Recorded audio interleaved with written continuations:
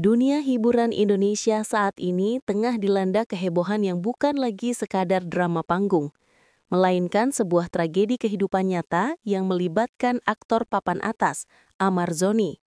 Setelah beberapa hari lalu publik dikejutkan dengan kabar pemindahannya ke lapas kelas 2A Nusa Kambangan Cilacap, kini fokus perhatian beralih ke misteri yang jauh lebih dalam. Perlu diingat, ini adalah kali kesekian nama Amar Zoni terseret dalam kasus narkoba.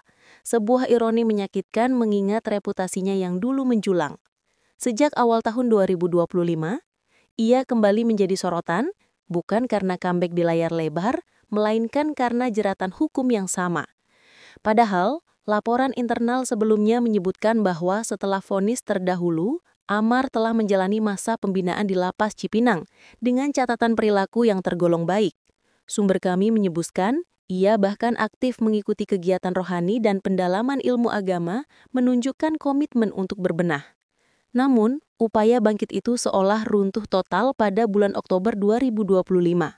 Sebuah badai datang tanpa aba-aba ketika petugas Lapas Cipinang menggelar penggeledahan mendadak. Hasilnya, petugas menemukan bukti percakapan yang melibatkan Amar Zoni dalam sebuah aplikasi komunikasi terenskripsi bernama Zangi. Tuduhan yang mengemuka tak tanggung-tanggung. Dugaan keterlibatan dalam pengedaran narkoba di dalam rutan. Pelanggaran berat ini bukan hanya menghapus semua progres pembinaannya, tetapi juga memicu reaksi cepat dari otoritas.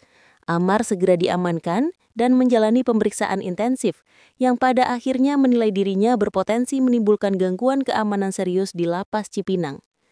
Keputusan tegas pun diambil oleh pihak Kementerian Hukum dan HAM. Pada pertengahan Oktober 2025, Amar Zoni dipindahkan ke Nusa Kambangan, sebuah langkah yang sering diartikan sebagai ultimatum terakhir bagi narapidana bermasalah. Pemindahan ini menandai transisi dari lapas pembinaan biasa menuju pulau penjara dengan sistem isolasi super ketat, mengubah total kehidupan sang aktor dari sorotan kamera menuju kesunyian sel one man, one room. Di tengah hiruk-pikuk berita pemindahan yang mencekam itu, muncul sebuah perkembangan yang mengguncang jagat maya. Bocornya rekaman suara yang diduga kuat direkam oleh Amar Zoni sendiri. Rekaman ini disinyalir dibuat diam-diam di tengah malam buta menggunakan ponsel kecil yang entah bagaimana bisa luput dari pengawasan di dalam selnya di Cipinang, sesaat sebelum ia diangkut menuju pelabuhan penyeberangan ke Nusa Kambangan. Pesan suara berdurasi hampir 2 menit itu kini menjadi bahan spekulasi liar, memicu perdebatan sengit tentang kebenaran dan simpati. Dari analisis awal yang beredar di kalangan terbatas, terdengar suara yang bergetar namun mengandung intonasi tegas, seolah sedang menyampaikan pesan terakhir. Menariknya, pesan tersebut disajikan seolah-olah berasal dari adiknya, meminta klarifikasi dan kehati-hatian media. Saya ingin mengklarifikasi sedikit tentang apa yang terjadi saat ini dengan abang saya, dan saya mohon sekali untuk media-media yang ada di sana untuk lebih melihat dan mengedepankan fakta dan data. Demikian bagian dari kutipan yang beredar luas. Sumber tersebut menekankan bahwa status Amar Zoni masih dugaan dan meminta publik untuk menunggu hasil persidangan. Ini adalah upaya nyata dari balik jurji besi untuk mengontrol narasi, untuk menuntut keadilan prosedural di tengah badai public shaming. Seruan ini juga diarahkan kepada sahabat-sahabat dekat Amar, memohon mereka agar lebih hati-hati dalam berbicara di depan media, agar tidak memperkeruh keadaan. Pesan tersebut dengan jelas menyiratkan bahwa ada 2 sisi cerita yang harus dilihat, bukan hanya satu. Keberanian Amar untuk meninggalkan pesan suara ini meski berisiko tinggi, menunjukkan tingkat keputusasaan yang mendalam namun juga hasrat untuk didengar. Sebuah catatan suara yang secara tak terduga menjadi jeritan terakhir seorang aktor sebelum dikurung dalam isolasi total. Inti emosional dari rekaman yang bocor tersebut terletak pada pembelaan tulus yang disampaikan dari sudut pandang keluarga dekat, khususnya adiknya. Kutipan dalam rekaman itu secara eksplisit menyebutkan keyakinan penuh pada integritas karakter Amar Zoni, mencoba menggeser fokus dari kesalahan masa lalu menuju kualitas pribadinya.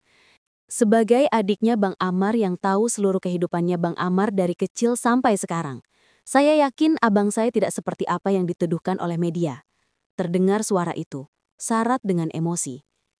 Klaim ini diperkuat dengan narasi bahwa Amar adalah pribadi yang baik, sering membantu orang lain, dan merupakan sosok kakak yang sangat baik untuk adik-adiknya, meskipun cobaan bertubi-tubi menghampiri keluarganya. Nada suara tersebut menunjukkan kesiapan keluarga untuk terus support abang saya apapun yang terjadi.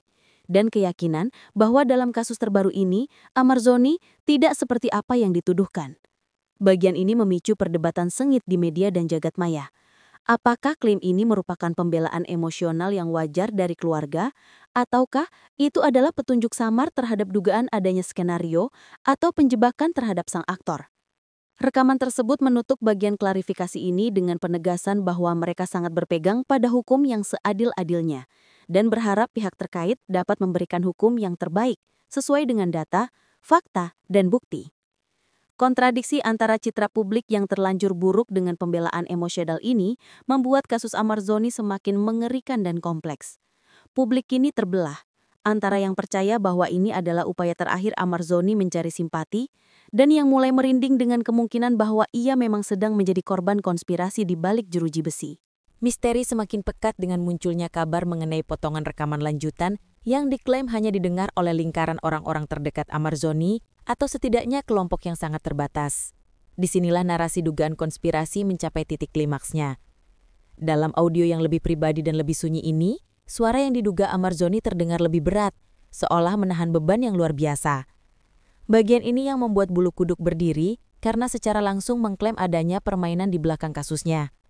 Aku tahu siapa yang main di belakang ini, tapi aku nggak bisa buka namanya. Mereka punya kuasa, punya akses kemana-mana. Aku cuma pion kecil di permainan ini. Sebuah pengakuan yang terdengar antara pasrah dan takut. Nada suaranya menurun drastis, menggambarkan seorang pria yang kelelahan dan ketakutan, terperangkap dalam sistem yang ia anggap lebih besar dari dirinya. Ia mengakui kesalahan masa lalunya. Aku salah karena dulu pernah jatuh. Iya. Tetapi bersikeras bahwa ia tidak tahu mengapa ia kembali dikaitkan dalam kasus yang sekarang. Pengakuan ini secara tidak langsung menuding adanya pihak-pihak berkuasa yang menggunakan kesalahannya di masa lalu sebagai senjata untuk menjatuhkannya kembali. Tujuannya sederhana, tetapi pilu. Aku cuma mau orang-orang tahu kalau aku bukan monster seperti yang mereka pikir. Klaim sebagai pion kecil dalam permainan yang dimainkan oleh mereka yang punya kuasa menunjukkan kekalahan mental sang aktor, yang kini menghadapi kenyataan pahit bahwa namanya mungkin telah menjadi komoditas atau target di balik tirai kekuasaan. Ini bukan lagi sekadar kasus narkoba. Ini adalah dugaan tentang perebutan pengaruh di dalam sel dan pengkhianatan yang dilakukan oleh orang-orang berkuasa. Klimaks emosional dari seluruh pesan suara Amar Zoni yang kini menyebar cepat di antara lingkaran terbatas terletak pada kalimat terakhirnya yang syarat keputusasaan seorang ayah. Setelah jeda panjang yang digambarkan sebagai heningnya detak jam dan desahan angin ventilasi penjara, terdengar satu kalimat terakhir yang membuat siapapun yang mendengarnya tak bisa berkata-kata. Kalimat tersebut ditunjukkan langsung kepada anak-anaknya. Kalau nanti aku hilang kabar, tolong sampaikan pada anak-anakku. Ayah mereka nggak menyerah. Ayah mereka cuma dijatuhkan oleh orang yang tak ingin kebenaran terungkap. Penggalan ini bukan sekadar pengakuan, melainkan sebuah wasiat yang menghantui. Kata-kata hilang kabar memiliki konotasi yang sangat gelap, mengingat ia baru saja dipindahkan ke Nusa Kambangan, lapas dengan tingkat isolasi tertinggi. Pesan ini seolah-olah adalah upaya terakhirnya untuk membersihkan nama di mata darah dagingnya sendiri. Sebuah penolakan untuk dianggap sebagai monster yang menyerah. Rekaman itu berakhir sesaat setelah kalimat tersebut diucapkan, meninggalkan keheningan yang lebih nyaring daripada suara apapun. Banyak pihak, termasuk analis perilaku, menilai kalimat tersebut sebagai indikasi kepasrahan total bahwa ia telah menerima takdirnya sebagai narapidana yang diasingkan. Tetapi, ia menolak stigma sebagai penjahat yang menyerah. Kontroversi pun memuncak, dengan beberapa pihak menganggap ini adalah hasil manipulasi suara dan emosi, sementara yang lain melihatnya sebagai jeritan kebenaran yang ditutup-tutupi. Anehnya, tak lama setelah rumor rekaman ini beredar, pemindahan Amar Zoni ke sel isolasi 1 orang di Nusa Kambangan benar-benar terjadi. Sebuah kebetulan yang semakin memperkuat aura misteri. Hingga saat ini, belum ada klarifikasi resmi yang mampu meredam gemas suara yang menggantung di kepala banyak orang. Sebagai tim jurnalis yang bertugas menyampaikan fakta, kami harus menarik garis tegas.